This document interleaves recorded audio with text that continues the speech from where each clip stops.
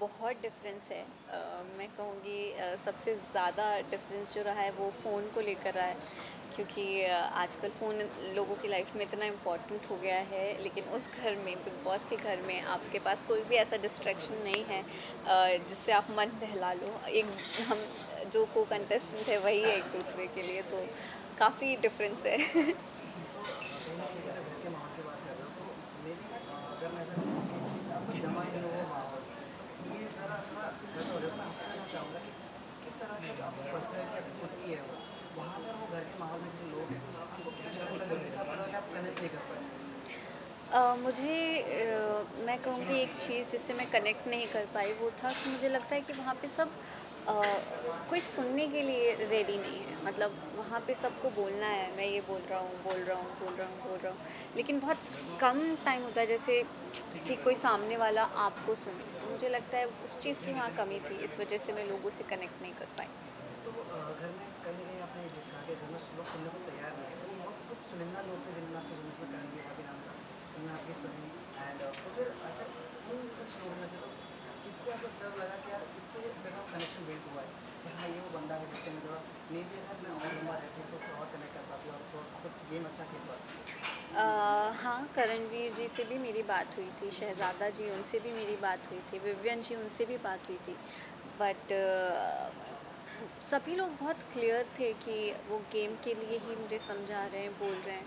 लेकिन विवियन जी वो जेन्युइनली मुझे समझ रहे थे किस इमोशन से मैं गुज़र रही हूँ, मेरे दिल में, दिमाग में क्या चल रहा है, वो सब समझ रहे थे। तो मुझे लगता है कि और टाइम रहती तो शायद उनसे मेरा बॉन्ड और भी ज़्यादा अच्छा बन सकता था। कहीं न कहीं आपने शहज़ादा की बात की, तो कहीं न कहीं बाहर एक इसको लोग ऐसा like of course social media का ज़माना है, यहाँ पे काफ़ी लोग दो हर चीज़ को हर एंगल से देखते हैं। तो कहीं आपने लव एंगल भी देख रहे थे शहज़ादे के साथ, तो जब बाहर आपने वो चीज़ देखी तो हाउ डज़ इट फील? जैसे कि आपको ये कैसा रिएक्शन था? मैं बहुत हँस रही थी, क्योंकि जाते से ही उस घर के अंदर सबने मुझे अपनी छोटी बहन मान लिया था, और बाहर आके जब मैंने देखा कि अरे ये लव एंगल वाला सीन भी यहाँ पे लोगों ने ऐसा अज्यूम कर रहे हैं, तो मैं बहुत हँसी, ऑनेस्टली मुझे बहुत हँसी आई। मेरी उनकी मैं बात करूँ तो पर्सनली उनको बाहर लोग एज़ अ श्रद्धा शुक्ला की तरह उनकी पर्सनैलिटी को देख रहे थे।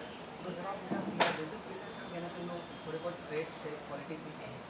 अम, मुझे लगता है कि दोनों बहुत ही अलग डिफरेंट इंसान हैं, आई डोंट थिंक सो, लेकिन वो जैसे हैं वो रियल हैं, और वो जो भी कर रहे हैं I think he is doing great, और ऑडियंस उन्हें बहुत प्यार दे रही है। कहीं न कहीं अगर हम आपके नॉमिनेशंस की बात करें तो ऊपर से जो हुआ तो सब घर के सदस्य का वो फैसला था एंड नॉमिनेट होना तो नहीं था। मैंने ऐसा कहा था कि जिसके ऊपर आपने भरोसा किया, उन्हीं ने आपको धोखा दिया। तो आप कितना आपको कैसा बोलते हैं ना डिसहार्टनिंग फील होता है जब अपने ही लोग ऐसा करते हैं, तो जैसे ऐसा कोई फीलिंग्स थी मन में अंदर, मन मुटाव किसी के साथ? हाँ, मतलब मनमुटाव तो नहीं, बट बुरा लगा, क्योंकि वहाँ पे सभी को पता है कि मैं कितनी इमोशन के साथ गुज़र रही थी, कितनी चुप थी, और हर वीक के साथ, हर दिन के साथ मैंने अपने तरफ से बहुत कोशिश की है लोगों से बात करने की, घुलने-मिलने की, और वीकडेज़ में वो बोलते भी थे कि नहीं, तू ग्रो कर रही है, यू आर डूइंग गुड, अभी बात करने लगी है। लेकिन जैसे ही नॉमिनेशंस की बात आती थी तो वही रीज़न देते थे कि ये बोलती नहीं है। तो वो मुझे सुन के बहुत अजीब लगता था, और बहुत ही, हाँ, बहुत ही हर्ट होता था। अविनाश को भी लोगों ने काफ़ी उस तरह से देखा है कि वो काफ़ी बदतमीज़ है, घर से बात नहीं करता था। ये देख रहा हूँ एक पर्सनैलिटी उसकी डेवलप करते लोगों के मैंने परसेप्शन बना लिया है वैसा। तो लाइक आप उनके घर में थे, डू यू फील सही में कि वो बड़े बदतमीज़ी से बात करते हैं या फिर कहीं न कहीं वो जो पॉइंट्स रखते हैं वो कभी-कभी ओवर हो जाते हैं, फिर इनवैलिड हो जाते हैं? वो एक्चुअली मुझे लगता है कि उनकी टोन की वजह से लोगों को लगता है कि वो बदतमीज़ी कर रहे हैं या अग्रेशन में हैं, या लेकिन वो वैसे है नहीं। बस उनकी टोन की वजह से सामने वाले को लगता है कि नहीं यार, ये तो चिल्ला के बोल रहा है, अरे ये तो sarcastic वे में बोल रहा है। बट वो उस तरीके से नहीं बोलते। वो सबने दिमाग में बना लिया ना एक कि अरे ये तो इसी तरीके से बोलेगा, कोई समझने की कोशिश नहीं कर रहा है। तो वैसा हुआ है। कहीं न कहीं जो रजत दलाल और चाहत पांडे की हमने वो देख के लड़ाइयाँ दिखाई चाहत में हो, तो चाहत को कहीं न कहीं लोगों ने बहुत ज़्यादा टारगेट कर दिया है जस्ट बिकॉज़ उनका आई डोंट नो कुछ भी रीज़न हो, घर के अंदर ही नहीं वो बाहर भी विलन ही दिखाई दे रही है। आपको क्या रीज़न लगता है कि ऐसा चाहत को क्या रीज़न इसकी वजह से उनका ऐसे पर्सनैलिटी इस तरह से बाहर दिखाई दे रही है? मुझे तो कोई आइडिया नहीं है, क्योंकि घर के अंदर जब उनके ऊपर कोई भी बात आती है तो वो स्टैंड लेती हैं और उनके मन में जो भी होता है वो बोलती हैं। मुझे लगता है जैसे कि पहले वीक में जैसा लोगों ने उन अपने दिमाग में उनकी इमेज बना ली कि अरे कोई से एक्शन बोल के चला गया, कट बोला ही नहीं है किसी ने, वो एक्ट कर रही है, तो शायद उस बेसिस पे अभी तक लोग उन्हें जज कर रहे हैं, इस वजह से भी हो सकता है। लेकिन रजत और विजन का दोनों का ही एक ही जो मेन पर्सनैलिटी थी बॉस की एक उभर के आ रही है। तो कहीं ना कहीं आपने जब उन लोग चाहे वो लड़ाई हो चाहे उनका साथ में बात में करना बात करना हो, तो दोनों की पर्सनैलिटी में क्या लगता है कि किसकी पर्सनैलिटी ज़्यादा स्ट्रॉन्ग हो जाती है, यानी कौन किस चीज़ की कुछ छोटी चीज़ होती है इसकी वजह से कहीं ना कहीं लैग कर जाता है पीछे। तो आपको क्या लगता है दोनों के बारे में, दोनों के बारे में क्या आपके परसेप्शन है जब आपने ये बात करें मुझे आउट द लगता शो? है कि रजत भाई सिर्फ अपने ओपिनियंस पे ज़्यादा ध्यान देते हैं। वो सामने वाले की बात समझने की उतनी कोशिश नहीं करते। अदर हैंड विविन जी, वो पूरी सिचुएशन को ओवरऑल देखते हैं, वो कंफर्मेशन लेते हैं कि भाई क्या हुआ, क्या नहीं, कैसा है, क्या। तो वो सब चीज़ें देख के उनका माइंडसेट चलाते हैं, तो उस वजह से आई गेस विविन जी थोड़ा, मुझे लगता है पर्सनली कि वो ज़्यादा बेटर परफॉर्म करते हैं। आपके आपने पूरा आपने गेम खेल के आई हैं, अभी आप हमारे से भी गेम देखने हुए हैं, तो आपको क्या लगता है कि कौन कैमरा हाँ सर। ऑफकोर्स आपको क्या लगता है कि कौन जो गेम को सही तरीके से खेला है और जीतने के डर में आपके हिसाब से जीत सकता है टॉप थ्री आने वाला है आपके हिसाब से? मुझे लगता है फ़र्स्ट ऑफ़ ऑल विविन जी, क्योंकि वो बहुत अच्छा खेल रहे हैं और वो जेन्युइनली जैसे हैं वैसे ही हैं पूरे शो में। और उसके बाद मुझे लगता है करणवीर जी, वो भी टॉप थ्री में मुझे लगता है वो डेफिनेटली होंगे, क्योंकि अभी तक वो उतना ओपन अप नहीं हुए, लेकिन हम सभी को पता है कि कहीं ना कहीं उनके अंदर वो है कि वो नहीं, he can fight for everything. And फिर उनके बाद मुझे लगता है अ, शायद शिल्पा मैम या अविनाश, इन दोनों में से कोई हो सकता है टॉप थ्री।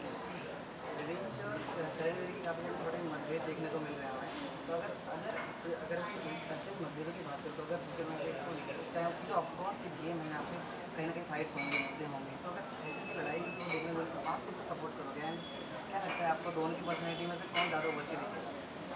अ, अभी तक मैंने करणवीर जी को उतना नहीं देखा है, क्योंकि जितना टाइम मैं घर में थी वो अपने ओपिनियंस बहुत ही आराम से रखते थे और ज़्यादा ओपन अप होके उन्होंने नहीं बोला। बट मुझे लगता है कि दोनों ही इंटरेस्टिंग रहेंगे। उन दोनों को देखने में काफ़ी मज़ा आएगा, क्योंकि उतना पर्सनली तो मैं नहीं जान पाई हूँ दोनों को, तो आगे का आई डोंट नो। बिल्कुल फिर ऐसी क्या चीज़ है जिसमें अपने साथ लेके आई है सीख के आई है वहाँ से? वहाँ पे मैंने यही सीखा है कि अपने मन में जो भी बात होती है वो आप खुल के बोल सकते हो, वरना अगर आप मन ही मन में रखोगे तो आप बहुत ओवर थिंक करोगे। जैसे कि मेरे साथ ही हुआ था कि मैं बहुत ओवर थिंक करने लगी थी, इस वजह से मैं और चुप हो गई। तो कभी भी ओवर थिंक मत करना, दिल में जो भी है वो आप बोल देना। कहीं ना कहीं आपको ऐसा फील हुआ कि जस्ट बिकॉज आप इतना नहीं बोल पाए इसलिए लोगों ने आपको कॉर्नर किया? आई थिंक सो कि कॉर्नर, क्योंकि समझा तो सभी रहे थे, सब बोल ही रहे थे, लेकिन मैं अपनी तरफ से पूरी कोशिश कर रही थी, मगर फिर भी अगर लोगों को उसमें कमी दिखी और उस वजह से कॉर्नर किया, तो हो सकता है यार किया। आप सलमान खान इसलिए भी उनकी होस्टिंग ऑफकोर्स हम सबके दिलों में राज करते हैं, जिस तरह वो बात करते हैं, जिस तरह हर हर वीकेंड के बाद में आके बातों से बात करते हैं, लेकिन और सेट पे बड़े इमोशन भी दिखाई दिए थे शूट के दौरान, तब आपके मन में क्या ख्याल पड़ेगा कि वो dear like he is doing lot of बहुत सारी चीज़ के थ्रू जा रहे हैं, सो आपका क्या कहना है इस बारे में? Sorry sorry. एक सलमान खान जो है वो actually real life also is going on lots of बहुत सारी चीज़ें जिन लाइफ में चल रही हैं और वो इमोशन भी वगैरह सेट पे आता है, तो यू आर देयर लाइक कैसा how did feel meeting Salman Khan in that whole scenario? मुझे एक्चुअली उस जिस बारे में आप बात कर रहे हो उसका चीज़ का उतना आइडिया नहीं है, but I guess he is committed to the work, और वो शूट करते थे, आते थे, और जिस बात का उन्होंने कमिटमेंट किया था वो पूरा करते थे। मतलब ही इज़ देयर कि यार लाइफ में जो भी हो रहा है, लेकिन मेरा ये काम है तो आई विल डू दैट। तो अगर दोबारा अगर मुस्कान को बिग बॉस 18 के अंदर भेजा जाए तो वो क्या आप इस बार सीख के जाएगी कि इस बार मैं ये करूँगी जाके जो मैं पिछली बार ये नहीं कर पाई? मुझे लगता है कि मैंने वहाँ लोगों की बहुत सुनी और सुन के ही मैं अपने शेल में चली गई। तो मैं मतलब चीज़ें ओवरथिंक नहीं करूँगी और जो भी मन में आएगा और जो भी फ़ील करूँगी वो सामने मुँह पे बोलूँगी। लास्ट मैं चाहता हूँ कि जैसे अभी हमने आपको यहाँ देखा है, हम आपको और भी बहुत सारे प्रोजेक्ट्स में देखे हैं, लास्ट अपने फैंस को क्या मैसेज देना चाहोगे? एंड कुछ चीज़ें हैं जो बन रही हैं या फिर आने वाली आपकी तक जनता के लिए, वो भी जनता को बता दीजिए। मैं सबसे पहले आप सभी को थैंक यू कहना चाहती हूँ कि आप सभी ने मुझे इतना प्यार दिया, इतना सपोर्ट दिया और अब मैं आगे जो भी प्रोजेक्ट करूँगी, जो भी काम करूँगी, उसमें भी आप सभी का प्यार और सपोर्ट चाहिए होगा, तो प्लीज़ वो बनाए रखिएगा और जैसे ही कुछ अच्छी न्यूज़ आती है, तो मैं बिल्कुल आप सभी के साथ शेयर करूँगी। Thank you so much. Thank you. भाई भाई चेहरा आईडी ले ले क्या?